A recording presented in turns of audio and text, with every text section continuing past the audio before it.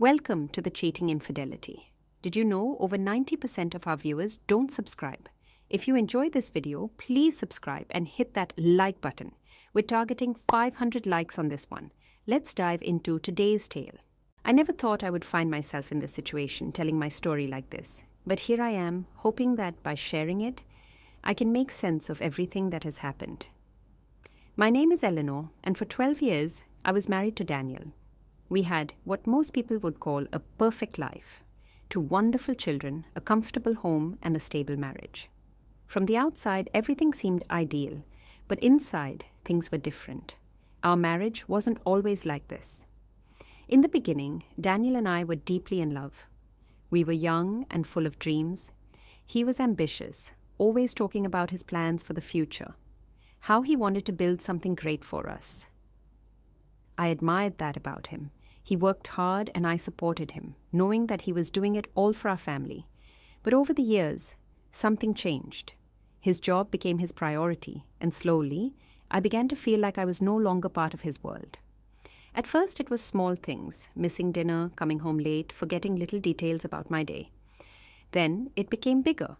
He would be physically present, but his mind was always somewhere else. Conversations turned into short exchanges, and eventually we stopped talking about anything meaningful at all. I tried to be understanding. I reminded myself that marriage isn't always exciting, that sometimes people get comfortable and life gets in the way, but deep down I felt lonely. I missed the man I had married, the man who used to look at me like I was the most important person in his life. Now, I was just part of his routine, someone he shared a house with. That was when I started spending more time with Aaron. Aaron was Daniel's closest friend. They had known each other since college, and over the years, he had become part of our family. He was always around, helping Daniel with home projects, playing with the kids, joining us for dinners. He was charming and easygoing, someone who could make a room feel lighter just by being in it. At first, I didn't think much of our conversations. It was natural to talk to him. He was a friend. But one evening, something shifted. Daniel had come home late again, barely acknowledging me before heading to bed. I had spent the entire day alone, taking care of the house, the kids, everything, and yet he didn't even ask how I was doing. I went outside to sit on the porch, needing a moment to breathe. That's when Aaron stopped by. He had just come from the gym and saw the lights on. "Mind if I join you?" he asked. I shook my head, grateful for the company. We sat there for hours, talking about life, about things that had nothing to do with responsibilities or work. It was refreshing to have someone actually listen to me, someone who made me feel seen. Over the next few weeks, we grew closer. It wasn't planned, and it wasn't something I was looking for, but I couldn't deny that I enjoyed his presence. He had a way of making me laugh, of reminding me of the person I used to be before I became just a wife and a mother. Our friendship deepened through small moments, text messages that turned into long conversations, inside jokes that made me smile when no one else was watching. I told myself it was innocent, that there was nothing wrong with having a friend who understood me. But deep down, I knew better. One evening, Daniel had to go on a business trip and the house felt emptier than usual. The kids were at a sleepover, and for the first time in a long time I was alone. Aaron stopped by to drop off something Daniel had left at his house. "You okay?" he asked, noticing the look on my face. I forced a smile. "Just tired." He didn't believe me. "You want to talk?" I hesitated but nodded. "Yeah." We sat in the living room, and I finally let myself say the things I had been holding in for so long. "I don't even know who I am anymore," I admitted. "I feel like I'm just moving through life, doing what I'm supposed to, but I don't feel anything." Aaron looked at me, his expression serious. "You deserve to be happy, Eleanor." I swallowed the lump in my throat. I don't even know what that looks like anymore. The way he looked at me in that moment made my heart ache. It was the way I had once wanted Daniel to look at me. I should have pulled away then. I should have put distance between us, but I didn't. Over the next few weeks, I tried to convince myself that I was imagining things, that I was reading too much into our friendship. But the truth was, I looked forward to seeing Aaron more than I should have. My heart raced when he texted, and I found myself thinking about him even when he wasn't around. Then came the night that changed everything. Daniel and I had been arguing more than usual. He was always tired, always preoccupied. That evening, we had another fight. One of those fights where every word felt like a wound. "You don't even see me anymore," I said, my voice shaking. Daniel sighed, rubbing his temples. "Eleanor, I work all day to give us a good life, and all you do is complain." I felt tears sting my eyes. "It's not about the money, Daniel. I just want to feel like I still matter to you." He didn't answer. He just walked away, leaving me standing there, feeling emptier than ever. Without thinking, I picked up my phone and texted Aaron. "Can we talk?" His reply was immediate. "I'm here for you." I got in my car and drove to his house. My hands were shaking the whole way. I knew this was dangerous. I knew I was walking a fine line, but I didn't stop. When I saw him, standing at his door, concern written all over his face, I felt a mix of relief and guilt. "You shouldn't be here," he said quietly. I didn't know where else to go, I admitted. For a long moment, he just looked at me as if trying to decide what to say. Then he nodded. "Come in."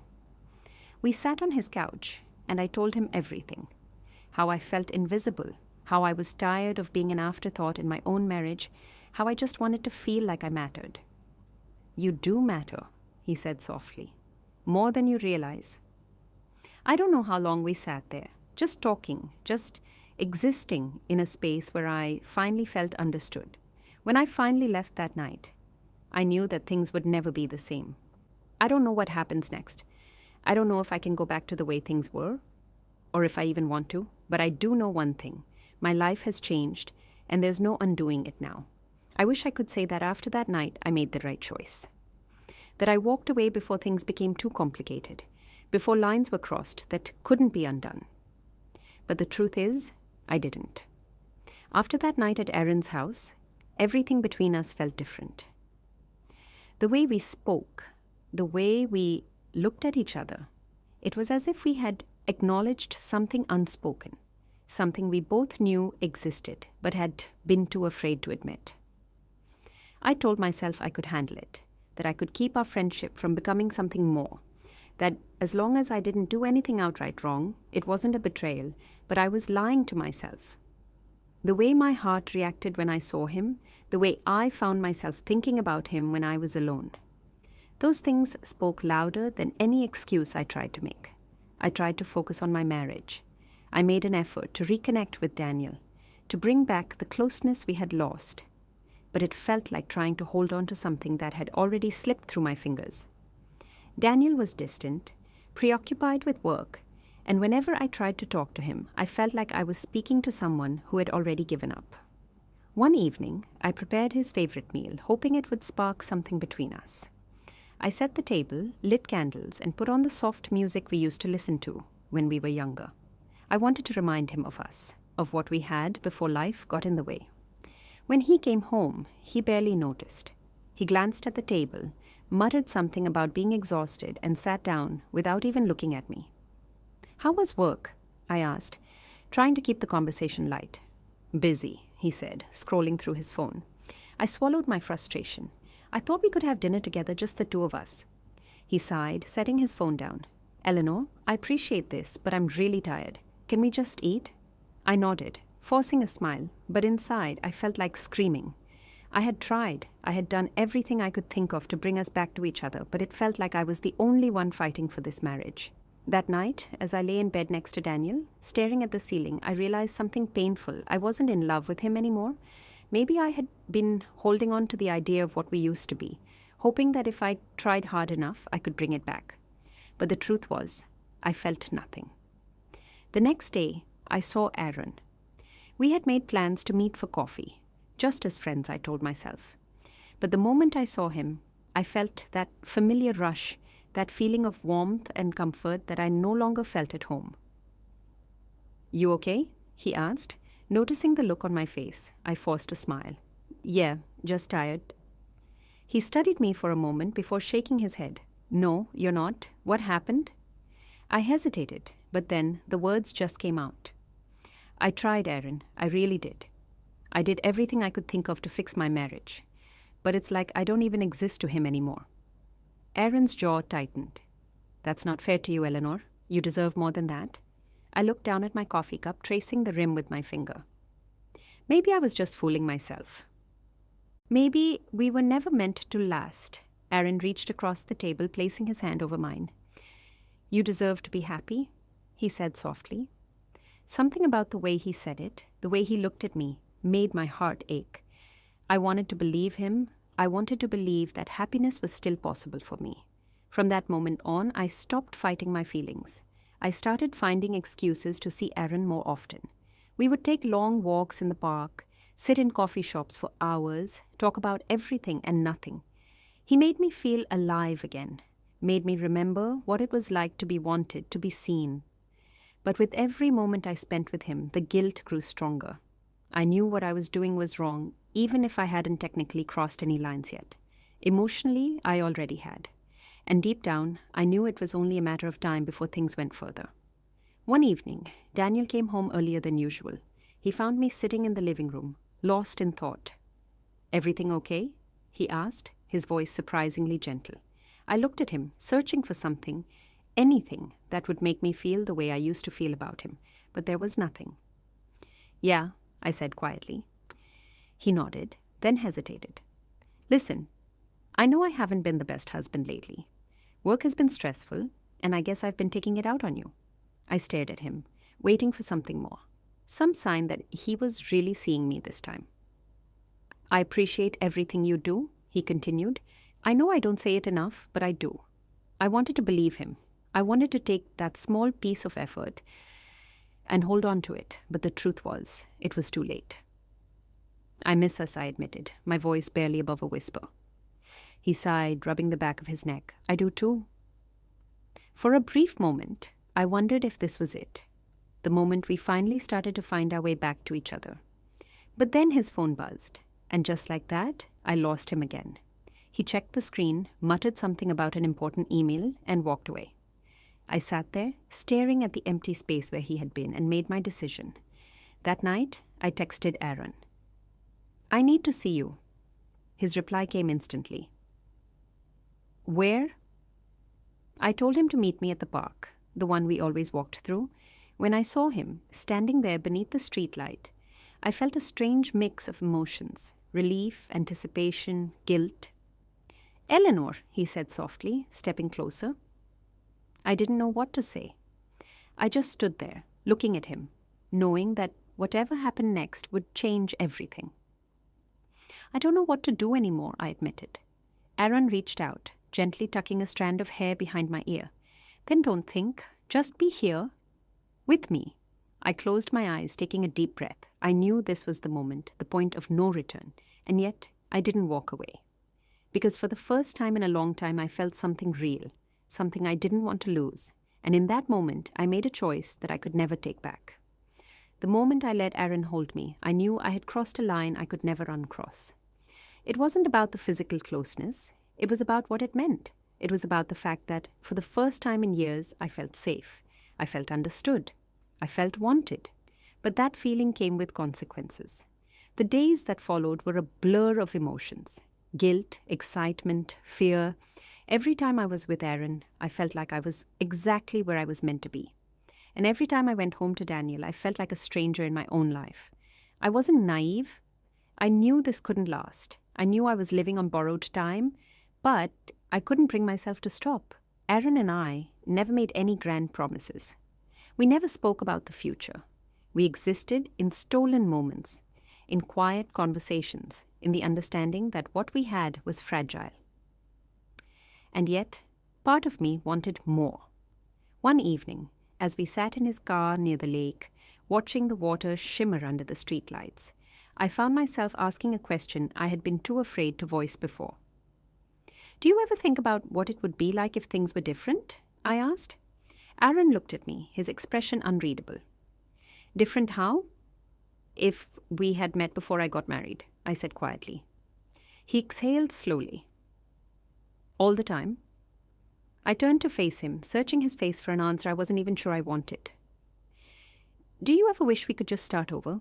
Aaron hesitated, then reached for my hand. Eleanor? I don't want to be the reason you leave your husband. I don't want to be the mistake you regret. I felt my throat tighten. You're not a mistake. But I'm not your future either, am I? His words cut deep because I knew he was right. I didn't want to hurt Daniel. I didn't want to be the kind of person who walked away from a marriage without trying, but at the same time, I couldn't keep pretending. That night, I made a decision.